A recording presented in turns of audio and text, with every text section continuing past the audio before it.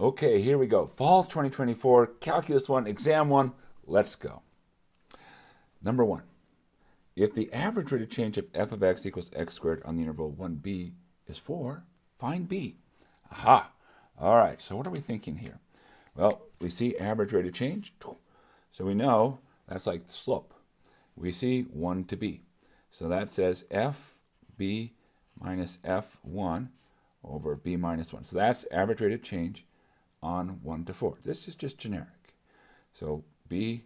Now if you put f1 minus fb over 1 minus b, same thing. Life is good. Now, is 4 equals 4. What's f? X squared. So b squared minus 1 over b minus 1 equals 4. Oh wait, b squared minus 1, that factors. That says, hey, that's b minus 1 times b plus 1 over 4, right? Over b minus 1. The b minus 1's cancel. We get that b plus 1 equals 4. So b equals 3. Ha ha ha! Boom, done. Number 2.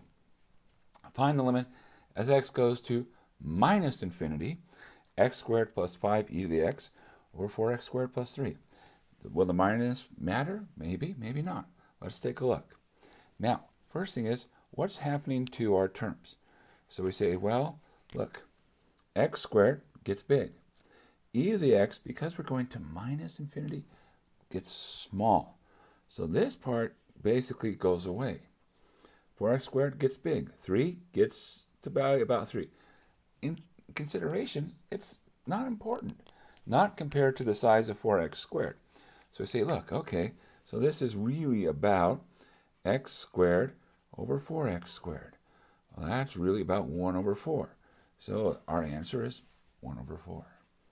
All right. Number 3.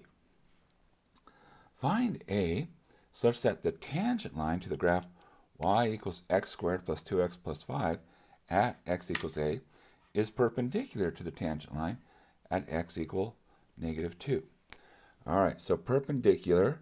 Now that reminds us of what? When our line's perpendicular, that says slopes. I can spell the word slopes. Are, and unfortunately, these are lots of words. Negative reciprocals. Basically, change the sign, flip it upside down. All right, so now we say, okay, let's start with the tangent line at x equals negative 2. Now, we don't actually have to find the tangent line. What do you have to find? You need to have the slope. So you say, oh, okay, well, let's take our slope. We'll use a derivative, right? Y prime, that's 2x plus 2. So at x equals negative 2, our slope will equal minus 2 times 2, right? 2x plus 2, which is negative 2. Okay, so we need to be the negative reciprocal of negative 2.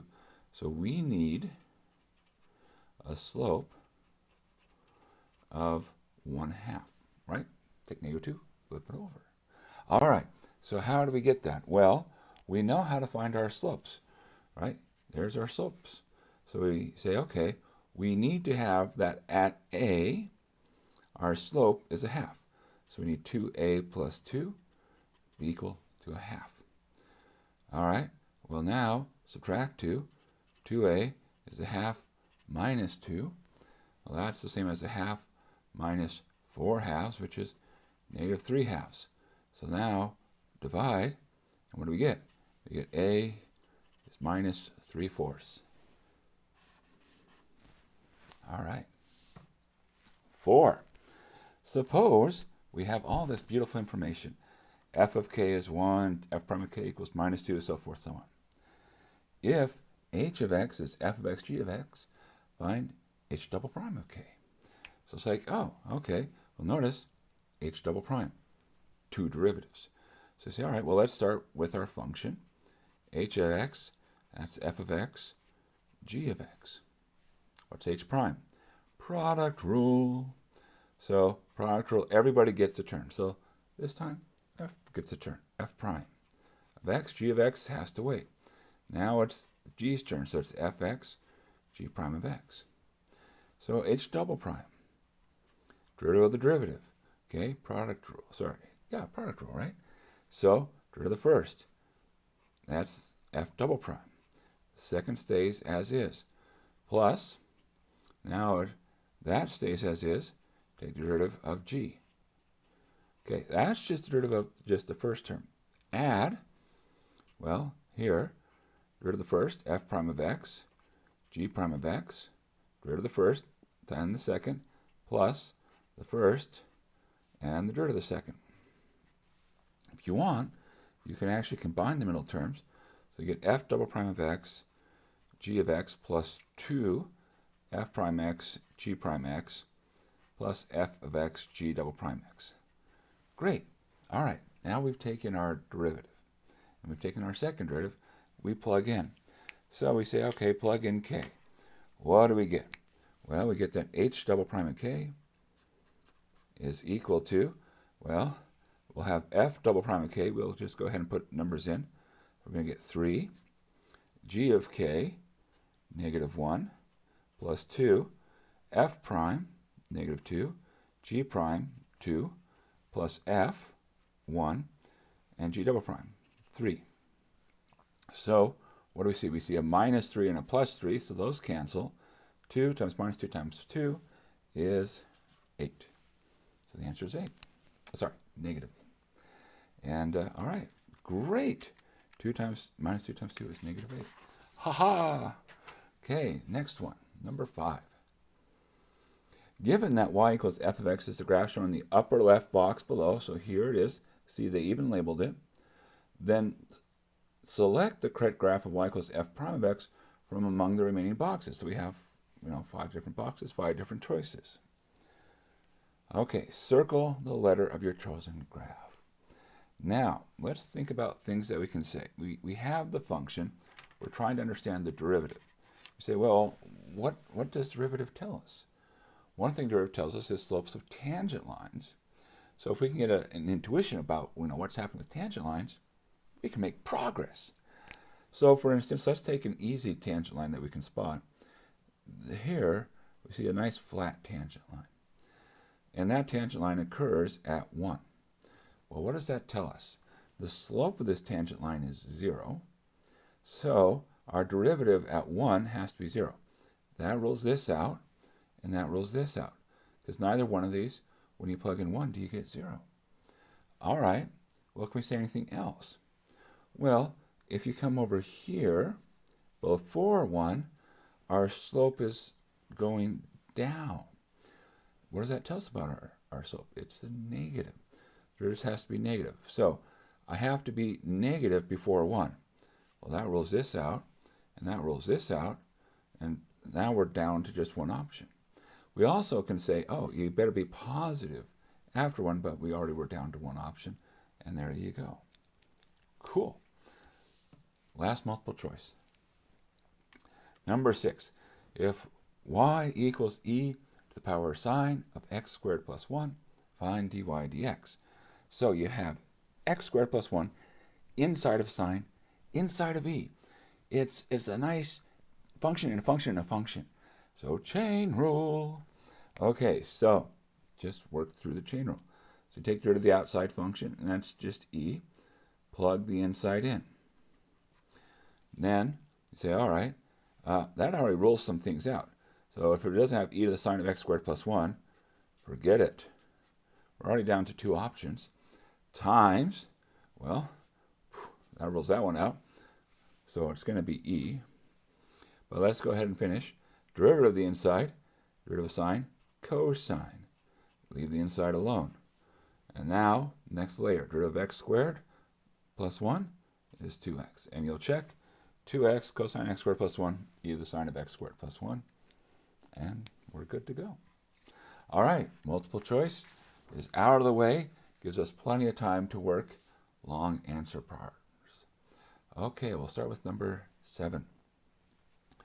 Use the relationship, that limit as theta goes to 0 of sine theta over theta equals 1 to determine the following limit. L'Hopital's rule may not be used. Ah, well, don't worry, someday. So we have our limit here. Now, the basic thing is you always check before you do anything. Say, okay, well, right now this is going to 0 over 0, which we know means more work. More work. Okay, so we have to do something, and the thing we have to do is we have to do this. So we say, all right, so what can we do? Well, we'll say this is the limit as t goes to 0, and I want to have what's underneath sine of 3t match 3t. See, notice it's theta over theta. So it's whatever's inside the sine has to match with what's below. I like to think of it sine blah over blah. It's just matching. So we say, okay, I have sine 3t. So what I'm going to do is I'm going to divide by 3t and multiply by 3t. Now that's just on the top. Downstairs, I have sine of 5t. Then I'm going to divide by 5t, multiply by 5t. Now what have we done? Well, what we've done is we said, look, we've multiplied by 1 in both cases. You can multiply by 1 as much as you want. But we also have it sine blah over blah. And now we say, oh, well, notice the t's, they cancel. So really, this is the limit as t goes to 0. You have this 3/5 here. And then you have a sine 3t over 3t. And then you have a sine 5t over 5t. And we say, we're basically home free now, because this part goes to 1 using our basic fact. This part goes to 1, again, using our basic fact. And so life is good. We don't have 0 over 0 anymore. What's left? The 3/5. So we have 3/5. Everything else goes to 1. There's the answer. All right. B. Find the following limit without using L'Hopital's rule. Okay, so now we have a limit as we go to infinity. So, plug in. It's positive infinity. What's happening to these terms? Well, big, 2. 2 really loses out to big. Big, 7. So this is going to infinity over infinity, which is again code for more work. All right, well, we're going to do a lot of work apparently. That's okay. So, how do we do more work? Well, we got to slow it down. You're going too fast. You're overheating. So, we say, well, what's our growth? Upstairs, we're growing like e to the 4x. And downstairs, we're growing like e to the 5x. Now, notice there's kind of a mismatch between the growth. Now, you might say, wait, why did you pick those terms? Well, essentially, the larger your exponent, the faster it grows. Since 4x is bigger than x, e to the 4x grows bigger than e to the x. Since 5x is bigger than 2x, e to the 5x grows bigger than e to the 2x. So, between e to the 4x and e to the 5x, e to the 5x should have an edge. So we say, okay, let's slow it down. And the way we'll slow it down is we're going to multiply by 1 again. And in particular here, I'm going to multiply top and bottom by e to the minus 4x. So I'm essentially going to slow down so the top goes to a number.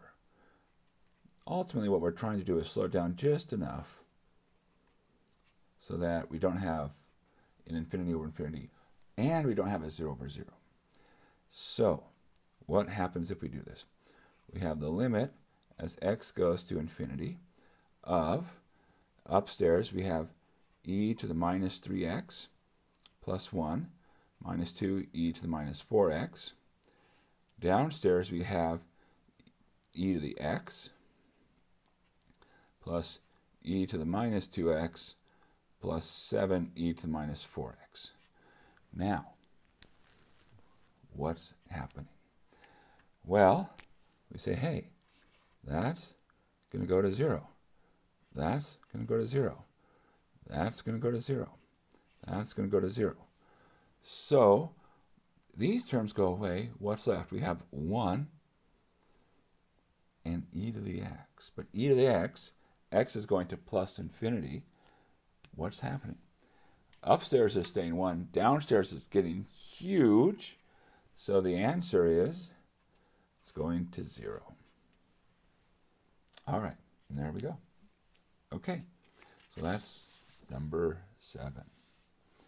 Number 8. Find values a and b so that the following piecewise function is differentiable at x equals 1. Use appropriate limits to justify your answer. Okay, so differentiable. Now, in order to be differentiable when you're piecewise, the issue is how the pieces come together. Individually, these are nice functions, but you can't have them do that. That can't be differentiable. So they have to come together at the point. You also can't have them come together like this, because that's a kink. It's got to be smooth. So, what do we do? Well, we need to have the functions match, and we need to have the derivatives, or if you like, the slopes match. So, we're going to need to look at the derivative. So I'm going to look at f prime of x. So how do you take a derivative? You do it piecewise. So 2x plus 3, 3x squared plus a. And you have if we're below 1 and if we're above 1. All right, so there's our function and our derivative. We have two things we need to be true. We have to have the pieces match, so the limit as we approach 1 from below above f of x has to each be the same as the limit x approaches 1 from above of f of x. Okay, so this is the limit x approaches 1 from below of x squared plus 3x, because that's how we look below. And here, this will be the limit as x approaches 1 from above, x cubed plus ax plus b. And now, how do we take these limits? These are nice. You plug in, right? You always plug in, and only need to do anything more if it's a more work kind of problem. But they're not. You just get numbers. Plug in 1. 1 plus 3, 4. 1 plus a plus b, which is 1 plus a plus b. All right, now, that says this happens, right? We don't have this, now we have this. So as long as 4 equals 1 plus a plus b, our pieces come together, but we have to make sure, right, it's that nice smooth connection. So that's the other part we need to check, namely what happens, 1 minus f prime of x, that has to equal the limit as x approaches 1 plus f prime of x. So as we come in from the two sides, the slopes have to match. So this is the limit as x approaches 1 minus of 2x plus 3. And here, that's the limit. X approaches 1 plus 3x squared plus a. What do? We plug in. 2 plus 3, 5. 3 plus a, 3 plus a. All right, so now what do we have? Two equations and two unknowns. Nice. Ah, classic. So the first equation, from having the functions from each side match, really says that a plus b must be 3. The second equation, having that 5 has, the derivatives have to match, says 5 has to equal a plus 3, or a equals 2. Oh, good news, we've solved for a. Plug in a, 2 plus b equals 3, and then that says, oh, so really a equals 2 and b equals 1. And that's it. We're done. Waha! Well, with this problem, but more to do. All right, so next problem, 9. Find f prime of minus 1 if the function f of x is given as, and our function is 3x over 2x plus 5. It says, use the limit definition of the derivative. Oh, they're very bold here. You can see because they used bold in their font. Give the answer as a common fraction. Now, notice something. We're looking for f prime of minus 1, not f prime of x. So when we're looking for f prime at a particular value, we can use that to our advantage. It oftentimes simplifies our computation. So there's sort of two options you have. One road you can go down and say, hey, let's find f prime in general for arbitrary x and then plug in -1. But if you have to do it at a point, it says, look, we don't need to go down that. Plug in -1 right from the start, right into the definition, and go from there. So we're going to go down that road. So f prime of -1. First step, always, always, always definition. That's the limit. As h goes to 0, f of -1 plus h minus f of -1 all over h. Okay, let's see what this gives us. So the next step, and this is a step where it's easy to make a mistake, is we're putting -1 plus h into our function. So everywhere where you see an x becomes -1 plus h. This is a good time to use parentheses. So I'm going to replace all the x's by -1 plus h, and I'm going to use parentheses so I don't forget to distribute. 3 times -1 plus h over 2 times -1 plus h plus 5. Subtract f of -1. Well, that's 3 times -1 over 2 times -1 plus 5. All right, and then this h downstairs, we can just write it as a 1 over h. You can think of it as it was an h over 1, and you brought it upstairs as a 1 over h. All right, now we're getting into our algebra mindset. What's our goal? Our goal when we always have a problem that says use the definition to find the derivative is to say, okay, well, we have an h, you gotta cancel some h's. So we are looking, where are some h's available for us to cancel? So we're like, So we're trying to extract an h. So we're going to do algebra here, and if we do our algebra right, we'll get an h that'll cancel with that h there. Okay, so this is the limit as h goes to 0, and let's clean up. We have -3 plus 3h here. Then downstairs you have -2 plus 5. Well, that's going to become 3, and then plus 2h. Now here we have -3 upstairs, positive 3 downstairs, so that becomes a -1, and then we're subtracting -1, so it becomes +1. And then we have a 1 over h. And you're probably thinking, you left a suspiciously big gap there, Steve. I did leave you a suspiciously big gap. Why? Well, we want to combine these terms together. There's no h yet for us to cancel, so that says we're going to need to get a common denominator. So, well, common denominator would be 3 plus 2h. Okay, so what do we see happening? Well, when we add, we're going to have upstairs the -3 and the +3 cancel. No surprise, because anything without an h should be canceling at some point. The 3h plus 2h gives us 5h.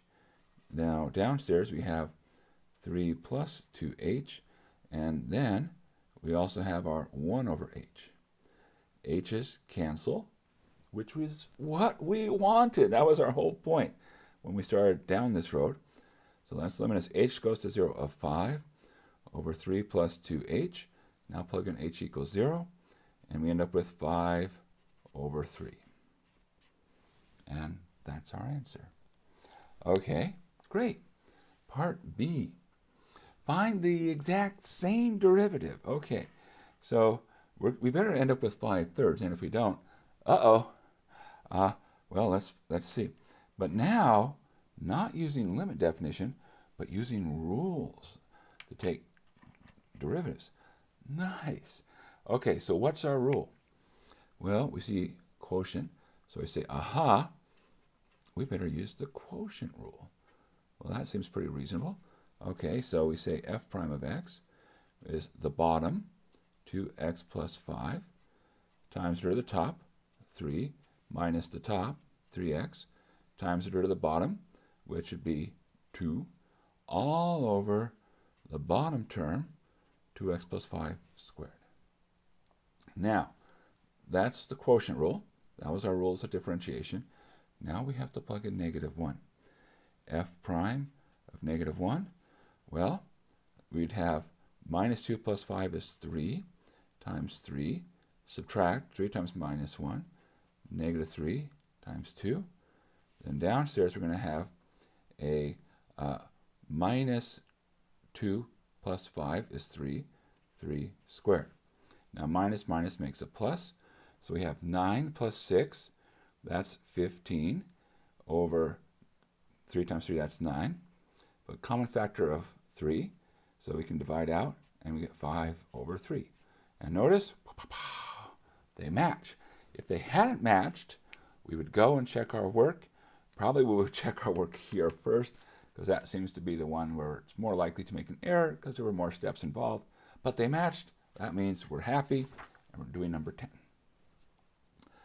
Consider the function f of x equals 3x to the fourth plus x squared minus e to the 3x. Let g of x equal f prime of x. Find the tangent line to y equals g of x at x equals 0. Okay, so we're after a tangent line. Now, remember, if we're thinking tangent line, really what that means is we want two pieces of information. And because we're g of x at x equals 0, we want a g of 0 and we want g prime of 0. That's our goal. If we have the tangent line, we have those pieces of information. If we have these pieces of information, we can make the tangent line. So, let's start. Do we know g of x? Not yet. But we know g of x is f prime of x. So we say, all right, well, let's look at f of x. That's 3x to the fourth plus x squared minus e to the 3x. Take the derivative, f prime of x, 12x cubed plus 2x minus 3e to the 3x. In the first couple, bring the power down, subtract 1 from the power. So the 4 comes down, 3 times 4 is 12. Then you subtract 1 from 4 to get 3. Similarly, bring the 2 down, that's the 2x. Subtract 1 from 2, and there we go. E to the 3x, chain rule, right? So e to the something, derivative of that is e to the something times the derivative of the something. So that's where the 3 comes from. All right, now that, we said, hey, that's actually g of x. Great, now we have g of x. I'll write it down so I don't confuse myself. 12x cubed plus 2x minus 3e to the 3x. Well, we're also going to need g prime, so let's take another derivative. Okay, 3 comes down, 36. Subtract 1 from the power, x squared. Derivative of 2x is 2. Again, here, we're going to take derivative of e to the 3x, there'll be a 3 coming down again. There's already a 3, so we get minus 9 e to the 3x. So, we've taken our g, we found our g prime, and now we want to find g0, g prime is 0. So we say, oh, okay, well, let's plug in. So g of 0 is 0 plus 0. Oh, wow. And then e to the 0 is 1, so minus 3. So g of 0 is minus 3. G prime of 0 is 0 plus 2. And e of 0, well, that's still 1. So minus 9, that's negative 7.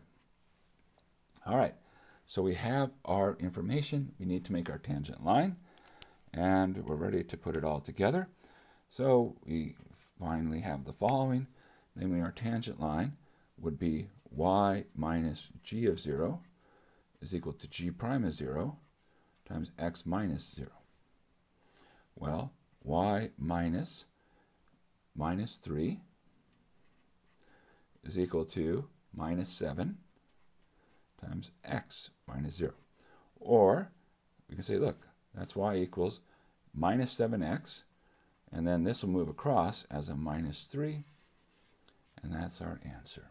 And that brings us to the end. We did it! Woohoo! Drop the pens. Life is good, and hopefully we all did okay. Well, let's keep going, and let's keep practicing.